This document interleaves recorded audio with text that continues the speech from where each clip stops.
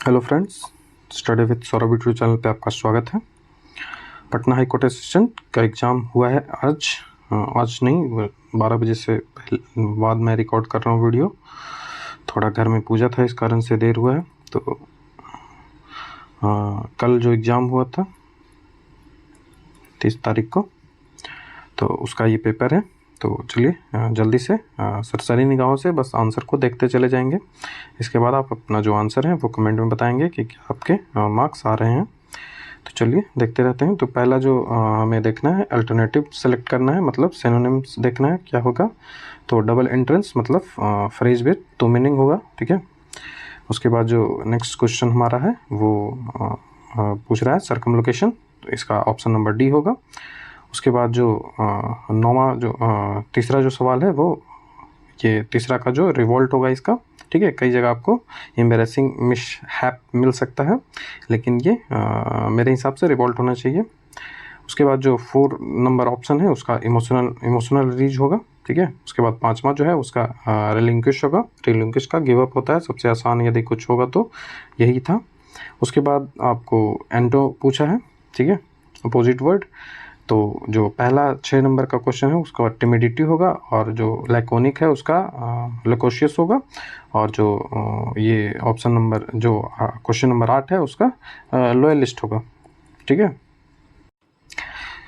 उसके बाद question number 9 है, इसका फ्रेश आंसर बनेगा, और जो क्वेश्चन नंबर 10 है उसका बेसिक होगा। इसे आप छांट सकते थे, यहाँ से आप जो ऑप्शंस को देखेंगे तो आप आसानी से इसे छांट सकते थे।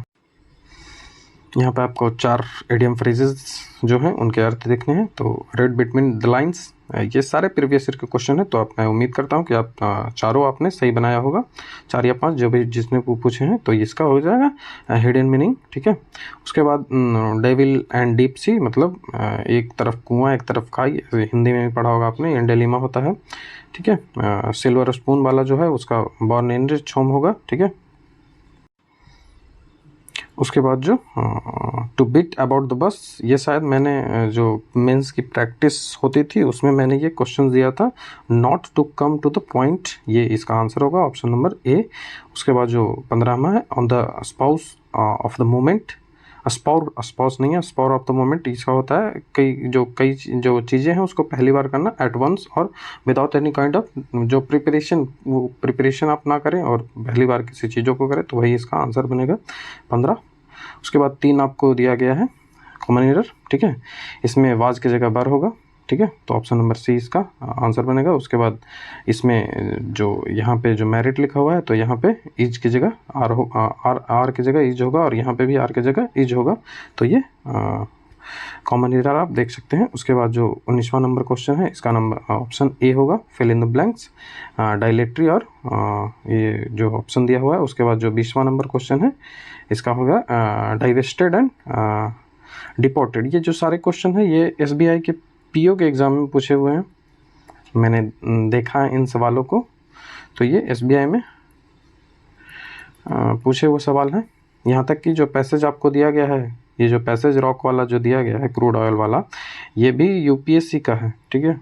यूपीएससी 2013 में ये सवाल पूछा गया था, उसको बस कॉपी पेस्ट कर दिया गया है। तो देख लेते हैं इन सारे जो आंसर है। ऑटोबायोग्राफी सभी ने बनाया होगा इसका। उसके बाद जो पैसेज है उसका आंसर देख लें, ऑप्शन नंबर बी इसका बनेगा, ठीक है। डिपॉजिट जो होता है वो डिकम्पोज क्यों नहीं होता, इसके बारे में है। और जो सेडिमेंट्री रॉक होता है, फॉर्मेशन ऑफ ऑयल किसके कारण होता है, तो इसका भी बी ऑप्शन जो आंसर है वो बनेगा। उसके बाद जो 24वां है कि वेरिंग प्रोपोर्शन इसका आंसर बनेगा, और जो 25वां है इसका मिलियन ऑफ ईयर बनेगा। उसके बाद अब जीके के 50 सवाल हैं। जीके थोड़ा सा मतलब मॉडरेट टू टफ था, उतना भी टफ नहीं था, कन्फ्यूजिंग थोड़ा सा था, जैसा कि मैंने पेपर को देख के अनुभव किया। तो यहाँ पे आप देख सकते हैं कि जो पहला है वो थोड़ा सा कन्फ्यूजन में सारे लोग का गलत हो सकता है कि हो गया होगा। तो पूछ रहा है कि गवर्नमेंट जो है वो इंटरिम गवर्नमेंट में कौन सा जो है मिनिस्टर नहीं था, तो वो अच्युत पटवर्धन जो थे, ऑप्शन नंबर सी, वो नहीं थे, ठीक है।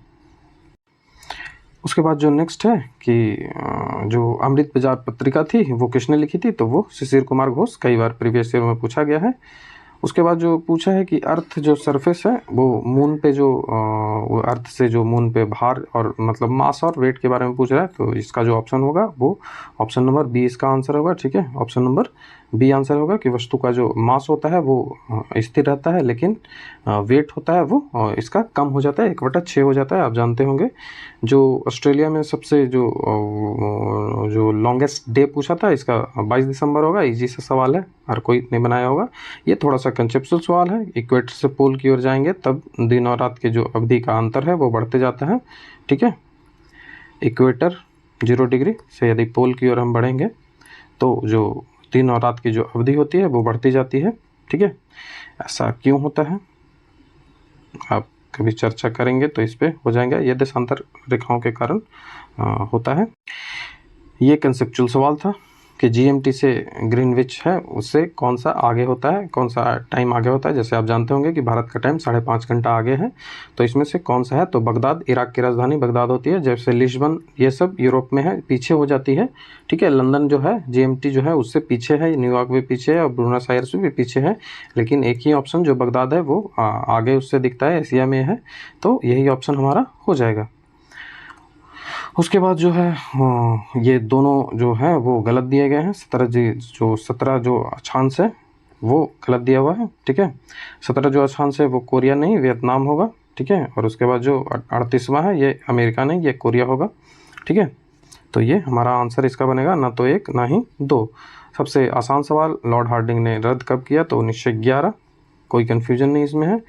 उसके बाद जगदीशपुर से हमेशा पूछा जाता है, कुंवर सिंह इसका आंसर होगा। उसके बाद ये थोड़ा सा कन्फ्यूजिंग हो सकता है, आप लोगों को लगा होगा, लेकिन जो कैग है, कैग का क्या क्या काम है, तो कैग का जो काम होता है वो auditor general of secure the accountability of executive to the parliament, ये सही है।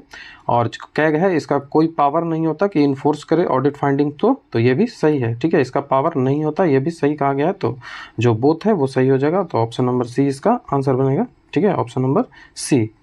उसके बाद यहाँ पे पूछा है कि जो राज्यसभा में जो कौन से केंद्र शासित प्रदेश यूनियन टेरिटरी है जिसका पार्टिसिपेशन राज्यसभा में है, तो पुदुचेरी का है, दिल्ली का है और जम्मू कश्मीर का है। तो ऑप्शन नंबर यहाँ से आप ऑप्शन नंबर निकाल सकते हैं कि ऑप्शन नंबर सी यहाँ से आपका आंसर बनेगा। उसके बाद रीट के बारे में पूछा है, 5 प्रकार के रीट होते हैं। तो यहाँ पे हैबियस कॉर्पस आपसे पूछा था, बंदी प्रत्यक्षीकरण। ठीक है, उसके बाद जो under the constitution of which of the following is not fundamental right पूछा है। तो फंडामेंटल जो ड्यूटीज़ हैं, ड्यूटी में कभी भी टैक्स के बारे में कोई इन्फॉर्मेशन नहीं दी है। तो ऑप्शन नंबर सी इसका हमारा आंसर बनेगा, ये गलत है। उसके बाद जो जुडिशियर के से रिलेटेड कोई स्टेटमेंट दिया गया है, 3 स्टेटमेंट है, उनको देखते हैं कि जो लॉ पास किया जाता है उसको अप्रूवल लिया जाता है सुप्रीम कोर्ट से। तो ये पहले ही गलत हो गया, तो एक गलत हो गया, तो एक इसमें ये नहीं होगा, ये नहीं होगा, ये नहीं होगा, तो हमारा ऑप्शन सी ही बचता है। तो हमारा ऑप्शन सी होगा। तो ऐसे आप छाट सकते हैं इन सवालों को आसानी से। ठीक है, उसके बाद देखिए जो नेक्स्ट सवाल है वो है कि 40वां जो है इकोनॉमिक ग्रोथ जब आएगा तो वो यूजुअली इन्फ्लेशन आएगा, क्योंकि ग्रोथ आएगा तो जो इनकम है वो बढ़ेगी, और जब इनकम बढ़ेगी तो इन्फ्लेशन भी बढ़ेगा। तो ऑप्शन नंबर बी इसका आंसर होगा, इन्फ्लेशन। उसके बाद आर्टिकल पूछा है, सबसे आसान 324 इसका आंसर होगा। राष्ट्रीय महिला आयोग का अध्यक्ष पूछा है, ये पिछली बार से यही बनी हुई है, तो रेखा शर्मा। ठीक है, उसके बाद ये थोड़ा सा कंफ्यूजिंग आपके लिए हो सकता था, लेकिन आप यदि इसमें एक चीज़ आपको पता हो कि नीलम संजीव रेड्डी जो हैं वो कभी भी वाइस प्रेसिडेंट नहीं रहे हैं। तो 3 ऑप्शन आपका नहीं होगा, तो 3 इसमें है नहीं होगा, 3 इसमें है नहीं होगा, 3 इसमें है नहीं होगा, तो ऑप्शन नंबर बी ही आपका बचता है। तो ऑप्शन नंबर बी आप यहाँ से टिक कर सकते थे यदि आपको पता हो कि नीलम संजीव रेड्डी जो हैं वो वाइस प्रेसिडेंट कभी नहीं बने हैं। तो ऐसे आप इन सवालों को सॉल्व कर सकते थे इतने कन्फ्यूजन होने के बावजूद भी। उसके बाद जो नेक्स्ट क्वेश्चन है कि जो ट्रेड पार्टनर है वो करेंटली कौन हो गया है। तो अभी ये न्यूज़ में आ रहा था कि चाइना को पीछे छोड़ के, ठीक है, चाइना को पीछे छोड़ के जो यूएसए है वो हो गया है। तो ऑप्शन नंबर सी इसका आंसर बनेगा, यूएसए। ठीक है, यूएसए इसका आंसर होगा।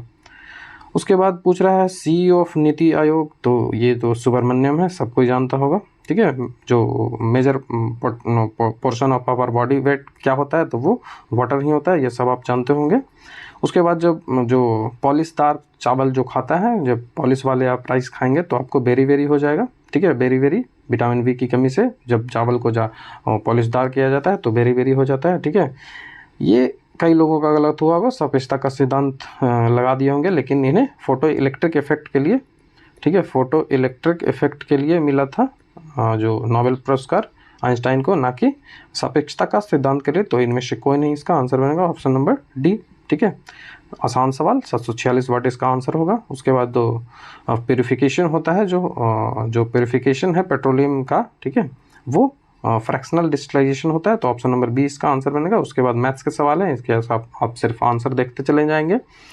तो जो 100 ये जो 8 का डिविजिबिलिटी पे है, यदि आपको सॉल्यूशंस चाहिए तो मुझे टेलीग्राम पे आप बता देंगे, तो मैं सॉल्यूशन करके आपको भेज दूंगा। यहाँ पे आप सिर्फ आंसर इसके देख लीजिए मैथ्स के।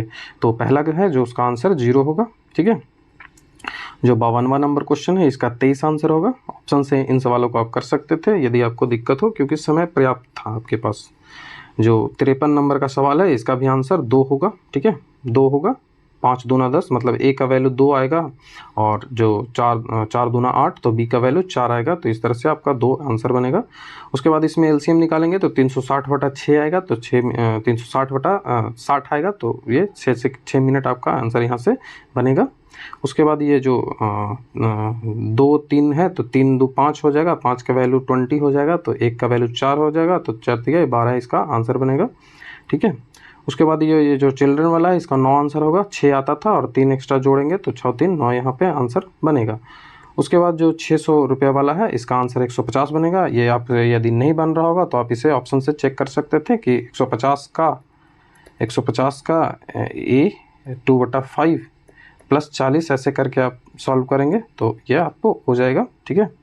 तो इसका आंसर 150 होगा। उसके बाद जो रोहित है, इसका ऑप्शन से भी, इसे भी आप ऑप्शन से बना सकते थे। यदि ऐसे ऑप्शन नहीं बन रहा था तो ये भी ऑप्शन 20 है जो वो सेटिस्फाई करेगा, तो ऑप्शन नंबर डी इसका आंसर बनेगा। ये जो आपको दिख रहा है, ये जो सवाल है, ये वर्किंग जो निसंतान वाला जो था, ठीक है, चिल्ड्रन विथ चिल्ड्रन वाला जो था, इसका 11/8 आंसर होगा, ठीक है। 11/8, इसको 72 मान के आप बना लेंगे तो आसानी से बन जाएगा, ठीक है। 72 मान के बनाएंगे तो आसानी से आपको मिल जाएगा इसका आंसर। तो 11/18 इसका आंसर होगा। उसके बाद जो हमारा एवरेज वाला है, इसका 20 होगा, और जो इसका एवरेज वाला है वो 30 होगा, क्योंकि 27 है तो 27 के बाद 28 होगा, और 28 2 30 हो जाएगा, ठीक है। उसके बाद जो एज वाला प्रॉब्लम है, इसमें आपको 16 और 24 होगा आंसर। आपको सॉल्यूशन चाहिए तो आप टेलीग्राम पे बता दीजिएगा, वहाँ मैं दे दूंगा। ये आसान से सवाल है, ये आसानी से हो जाएंगे। 16 और 24 के आंसर होंगे। उसके बाद ये जो 10 है, तो 10 से 9 हुआ, तो फिर 9 से 10 पहुँचाने के लिए 11.1/9% की वृद्धि करनी चाहिए। ये जो होगा, ये इसका 32 आंसर होगा, ठीक है। इसका 32 आंसर होगा, क्योंकि 125 का वैल्यू जब 40 होगा तो 100 का वैल्यू 32 हो जाएगा। उसके बाद यहाँ पे आपको जो टाइम एंड वर्क से एक सवाल था, ठीक है, तो ये 6 आ जाएगा, और जब 60 में 6 से भागा देंगे तो 10 यहाँ से आपका आंसर बनेगा। उसके बाद एक आपको जो रीजनिंग का सवाल है, ठीक है, ये एनालिटिकल रीजनिंग था, तो इसे आप यदि सॉल्व करेंगे तो इसका आंसर इस प्रकार से मिलेगा कि सी का अनिवार्य विषय इतिहास था। उसके बाद समूह में महिला सदस्य कौन थी, तो वो ऑप्शन नंबर डी, मतलब डी जो है वो महिला थी। उसके बाद जो which of the following has the same compulsory and optional subject at those of if, तो इनमें से कोई नहीं था जिसका था ऐसा जो सेम इसमें है कि सेम पूछ रहा है, लेकिन ये जरूरी नहीं कि कंपलसरी और जो मैंडेटरी था वो सेम होना चाहिए। तो ऑप्शन नंबर ई इसका आंसर बनेगा, ठीक है, ई आंसर है, और ऑप्शन सी इसका आंसर बनेगा। उसके बाद जो 70 है, इसका option number D A B C answer बनेगा, ठीक है। उसके बाद इसका जो आंसर है वो मेल पूछ रहा है, तो मेल 4 होंगे, ठीक है, तो 71 का 4 हो जाएगा। उसके बाद यहाँ स्क्वायर हो रहा है ऑड नंबर का, ठीक है, तो 1 का स्क्वायर, 3 का स्क्वायर, 3 2 5, 5 2 7, 7 2 9, तो 9 9 81 हो जाएगा।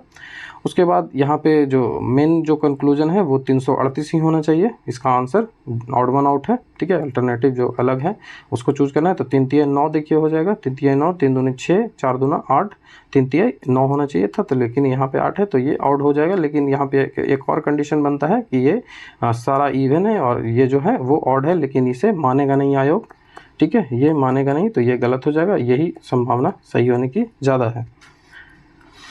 उसके बाद आपसे आकृति पूछी जा रही है, तो ये पेंटागोनल हो जाएगा, तो ऑप्शन नंबर बी इसका होगा। उसके बाद यहाँ पे जो कमते जा रहा है, तो इसका नंबर डी होगा, ठीक है। उसके बाद कंप्यूटर से, कंप्यूटर ईजी था, आपको 10 में 10 आप कर सकते थे आसानी से एकदम, कोई प्रॉब्लम नहीं कंप्यूटर में होने वाली थी आपको। तो द्वितीय पीढ़ी के कंप्यूटर में क्या प्रयोग होता था, जो सेकंड जनरेशन का कंप्यूटर है उसमें ट्रांजिस्टर होता था, ठीक है। जो डेस्कटॉप कंप्यूटर हो गए, लैपटॉप कंप्यूटर हो गए, टैबलेट, स्मार्टफोन से क्या है, तो ये माइक्रो कंप्यूटर्स हैं, ठीक है, माइक्रो कंप्यूटर्स। उसके बाद जो फादर ऑफ सुपर कंप्यूटिंग कौन थे, तो सैमुअल क्रे थे, इससे क्रे। तो इससे भी आप याद रख सकते हैं कि जो पहला सिंपल सुपर कंप्यूटर था उसका भी नाम क्रे था। तो इस तरह से आप याद रख सकते हैं कि सुपर कंप्यूटर के जो फादर हैं वो सैमुअल कोई क्रे ही होगा। तो क्रे आप ऐसे अनुमान लगा सकते थे, ठीक है। यहाँ आपसे पूछा रहा था कि जो रिस्पॉन्सिबल होता है और जो ब्रेन ऑफ कंप्यूटर कहा जाता है, या ये जो वर्ड है उसको ध्यान रखेंगे, ब्रेन ऑफ कंप्यूटर, तो वो सीपीयू होता है। इसी तरह से आपसे मदरबोर्ड का भी पूछा गया था, ठीक है, सिस्टम ऑफ बोर्ड, तो वो मदरबोर्ड होगा, ठीक है। यहाँ से आपका मदरबोर्ड आंसर बनेगा। उसके बाद जो पूछा है कि हमसे कि शिफ्ट, कंट्रोल और आल्ट जो है ये किस तरह का एग्जांपल है, तो ये मॉडिफायर की है, ठीक है, ये मॉडिफायर की है। उसके बाद कैड का स्टैंडर्ड जो फुल फॉर्म पूछा था, तो इसका होता है कंप्यूटर एडेड डिज़ाइन, ठीक है, कंप्यूटर एडेड डिज़ाइन। उसके बाद आपसे पूछा था कि टेम्पोररी जो डेटा स्टोर होता है वो कहाँ होता है, तो वो कैचे मेमोरी में होता है, तो उसको कैचे डेटा कहते हैं, ठीक है, कैचे डेटा। उसके बाद आपसे पूछा जाए कि जो सोर्स सॉफ्टवेयर जो है, ठीक है, ओपन सोर्स सॉफ्टवेयर कौन सा नहीं है, ठीक है, नॉट ओपन सॉफ्टवेयर, तो वो माइक्रोसॉफ्ट यहाँ से होगा। लिनक्स, मोजिला और एंड्रॉयड जो है वो ओपन सोर्स हैं, लेकिन जो माइक्रोसॉफ्ट है वो नहीं है।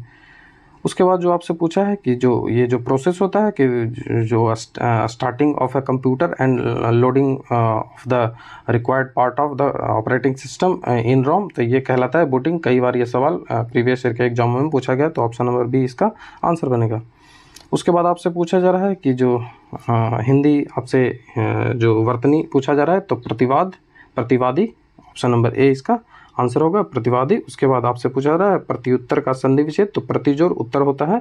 निर्वासित में कौन सा प्रत्यय है, तो इत प्रत्यय है। प्रत्यय जो है वो बाद में लगता है, उपसर्ग है जो पहले लगता है, तो प्रत्यय इत होगा। और पुरः जो है वो उपसर्ग होता है पुरोहित में, ठीक है। लंबोदर कौन सा समास है, तो लंबोदर बहुवीर्य समास है। उसके बाद जो उत्कर्ष है इसका विशेषण क्या होगा, तो उत्कृष्ट होगा, ठीक है। दामनी का आपसे पूछ रहा है क्या, दामनी का आपसे पर्यायवाची पूछ रहा है, तो पर्यायवाची दामनी का विद्युत हो जाएगा। उसके बाद जो 93 जो क्वेश्चन है मरकट, मरकट का जो हमारा हो जाएगा पर्यायवाची वो बंदर हो जाएगा। और गर्मे का जो विलोम होता है लघिमा होता है, ठीक है, लघिमा। उसके बाद जिजीविषा का आपसे अर्थ पूछा है, तो जिजीविषा का अर्थ होता है जीवन जीने की जो इच्छा होती है, तो जीवन की इच्छा इसका आंसर बनेगा। मुहावरा आपसे पूछा है डिंगे हकना, मतलब सेखी बघारना। उसके बाद आपको एक जो गद्यांश दिया गया है, गद्यांश के बाद आपके कुछ सवाल दिए गए हैं, तो उन सवालों को जब आप पढ़ेंगे तो इनमें से एक जो आपसे सवाल पूछा है, तो इसका ऑप्शन नंबर सी होगा कि कोई इसके जहाज़ों का आना जाना ना रोक सके, इसका आंसर यह होगा। और उसके बाद जो असंख्य मस्तूल, इसका आंसर होगा। उसके बाद त्राही त्राही मच जाना, मतलब हाहाकार मच जाना। और टक्कर लेने का अर्थ हो जाएगा मुकाबला करना, ठीक है। तो ये हमने जो प्रश्न है वो देख लिए, ठीक है। 100 जो प्रश्न है उनको आंसर की हमने देख लिए। तो आप कमेंट में बता दें कि आपके जो प्रश्न हैं वो कितने सही हो रहे हैं, ठीक है, आपके कितने प्रश्न सही हो रहे हैं ये कमेंट में बताएं। और टेलीग्राम चैनल पे जुड़े, वहाँ पे आप बताएं कि क्या आपको मेंस की तैयारी करनी चाहिए या नहीं करनी चाहिए, क्या कट ऑफ रहने की संभावना है। आप पोल करेंगे तो उससे एक अनुमान मिल पाएगा कि आपने कितने सही किए हैं। तो चलिए आप मिलाइए आंसर, उसके बाद बताइए कि आपके कितने मार्क्स आ रहे हैं। यदि कोई गलती आपको लगता है तो कमेंट में ज़रूर बता दें। Thank you.